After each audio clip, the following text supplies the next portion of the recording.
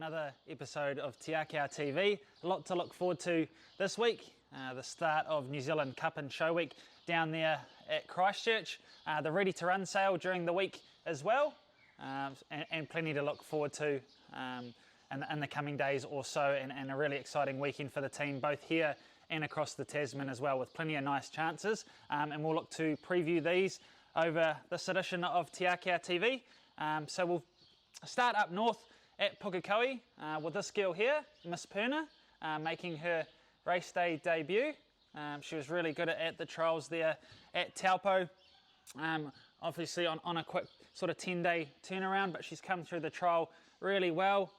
Nice barrier draw in barrier 4 there with Riccarton Burge, Coco we call him, who rides a lot of work for us and did her last bit of fast work there on Wednesday morning. So obviously it's hard to line the 2-year-old form up in terms of the trials, and there's a couple there with a race day experience, but excited to see her make her debut, and certainly hoping and confident she can run well for the team. Then a bit of a break, we're on to race 7, Age of Discovery, there in the 65-1200. Obviously it's been a little bit frustrating this time in. His last start effort reads as a duckhead, but never really got to go up the straight there at Te Aroha, and drops 2 points, so finds himself back in the rating 65 band, which I think is really key. Work was super there this week. He galloped with Captured by Love during the week, and it was a really solid piece of work, and all signs lead to him bouncing back to a bit of form there on Saturday, hopefully. So confident he can run well, despite a couple of disappointing efforts of late. And that shifts us to the last race there at Pukekohe, the 75 mile. War of Succession, ridden by our apprentice Hayley Hessman, who's won on him before. Just unfortunate she's drawn barrier 17, which is certainly going to make it hard, although she is from the mile start, so gets a good chance to get in down the back with a long run to the first corner. We are going to need a little bit of luck from the barrier. It's a similar field to he beat there at Ellerslie a few weeks ago. Unfortunately has to lug a bit more weight, hence Hayley's claim, but he's in really good form, working really nicely throughout the week, and confident he can run well there again with a bit of luck from the draw. So a small but select team there at Pukekohe, with 3 really nice each way chances, and looking forward to the team heading up there. And then we head down to Riccarton. There, a really nice team of runners, obviously a big day's racing with the headline by the 1,000 guineas, and we've got 4 really nice chances in that, but we kick off with Insatiable. So he's either going to run in race 3, the rating 75 race, and carry weight with Opion with a bit kinder of a draw, or we'll look to run him in the Pegasus with a really nice light weight, unfortunately drawn the outside.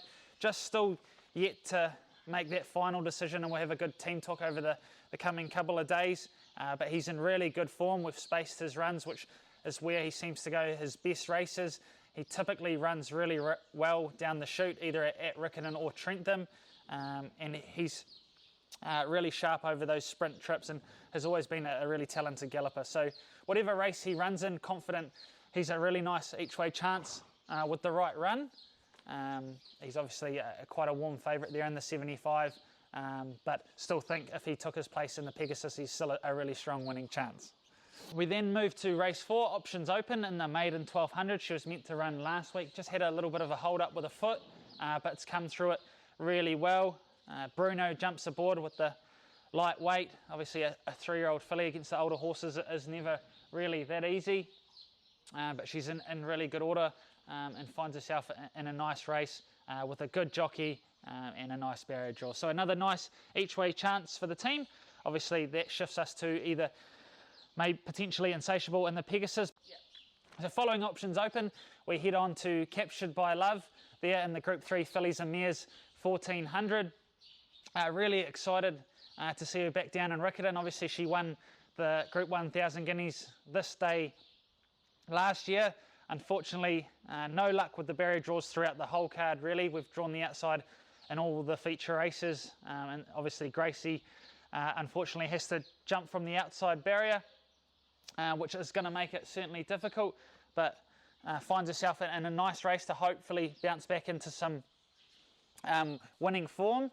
And obviously it really enjoys Riccarton. The big long straight, the big roomy track suits her, typically getting back in her races, and excited to see her down there at Riccarton. She's flown down there with Belcheval during the week and travelled really nicely. Had spent a couple days at the beach and settled in really well, and obviously is well travelled now. So looking forward to her running. She's probably one of our better, stronger winning chances for the day, and goes down in good order.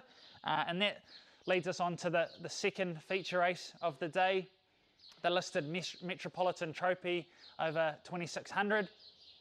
Two really nice mares taking their place in this, unfortunately both with really bad barrier draws. Court of Appeals drawn the outside, but has come up as favourite. Bruno's beginning to strike a really strong relationship with this mare. She was really good last time at Ashburton. We think the step up to 2600 suits, and she's absolutely flying in her track work. So another really strong winning chance.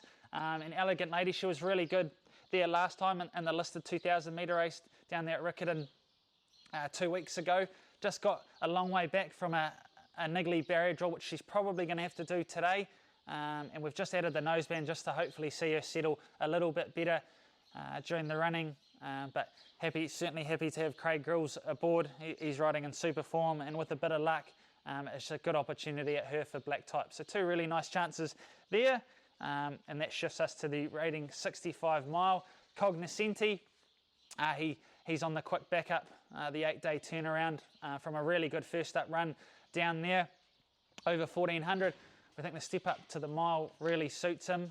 He's travelled down in really good order, and Hunter and the team are really pleased with how he settled in to the South Island there. Finds himself in a nice race again with a niggly barrier draw. Hopefully we can tuck him up and get a bit of cover there, and with the right run, I'm sure he can certainly run well. So that leads us to the feature race of the day, the Group 1 New Zealand 1000 Guineas. A really good even field, albeit 12 runners, and we've got a third of the field with 4 runners in there, each with sort of differing form lines, and you could make a case for all 4 really, and excited to have 4 really nice chances for the race. And we'll kick off with Cooler Zareen. Unfortunately, she's drawn the outside there as well with Bruno aboard. Obviously, that partnership are stakes winners there last time at Ashburton. Step up to the mile at Riccarton is probably a query for her, and she's a really hard filly to get a line on there at home. Very laid back in her track work, and certainly saves it all for race day, but excited to see her back at the races following a really good win in the Barneswood Stakes. She's had a gallop between races two weeks ago just to keep her ticking over nicely, and goes in really good order. Hunter and the team are particularly pleased with her. So excited to see her get her opportunity at Group 1 level. Origin of Love, another good stakes winning filly there last time in the Watercree Stakes. Obviously we know she will see out the mile, being a stakes winner there last time at the mile at Riccarton, which I think is a massive key. Whereas obviously a lot of these fillies there in that race are very, very much a query at the mile. We know she's going to get it. She's a tough filly that's really getting better and better with her racing, and confident she can run really well and take the next step. Belle de Monde, obviously she's the longest in the market of the 4 quartet, but certainly don't think she's out of it.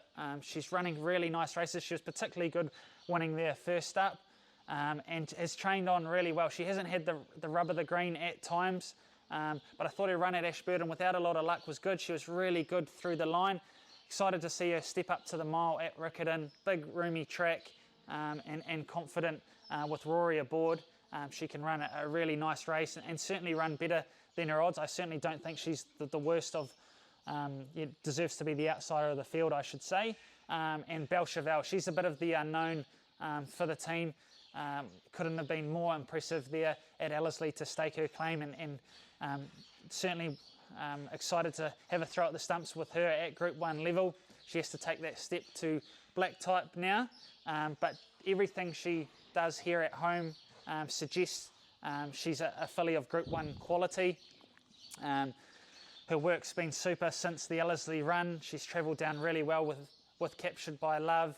She's had a couple of quiet days there at the beach down at Riccarton, which is really suited her and settled in, and couldn't have settled in any better. So really looking forward to seeing her over the mile as well. She settles so nicely in her races and here at home, and think she can, be a really nice chance for the team. So really excited to see those 4 step out, and then we round out the day with Vivacious there in the last.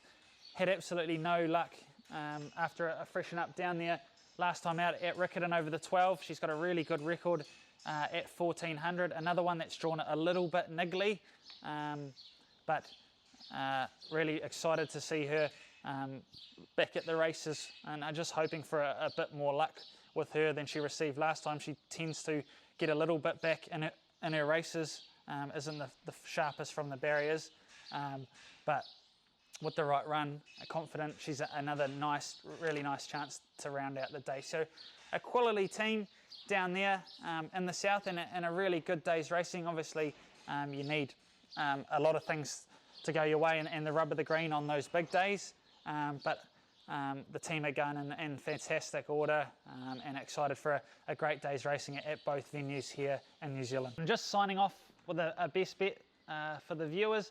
I really like Court of Appeal and the way she's tracking heading into that Metropolitan Trophy. She's got a similar profile, we think, to Mezzabine, who managed to do the double there and then race on into the New Zealand Cup, which we're hoping lightning certainly strikes twice, but she just keeps going from strength to strength, and really looking forward to her there getting her opportunity at black type level, and I just think the way the race maps and under the conditions of the race with her weight, she's very well suited. Welcome to this week's version of Te Aka TV. Ben, you here with Stage and Screen? Hey guys, we've got our one runner today, or tonight I should say. Stage and Screen kicks off her preparations at Pakenham in a 1200 metre benchmark, 66 for fillies and mares. So really nice race for her. She is up in the weights, but she's a class filly. She's obviously had some really strong form around the spring last year when she was on her way to 1,000 guineas, and she probably underachieved a little bit last preparation, but she's come up really well this prep. I think the good spell's done her the world of good. She looks amazing in the coat, in the eye.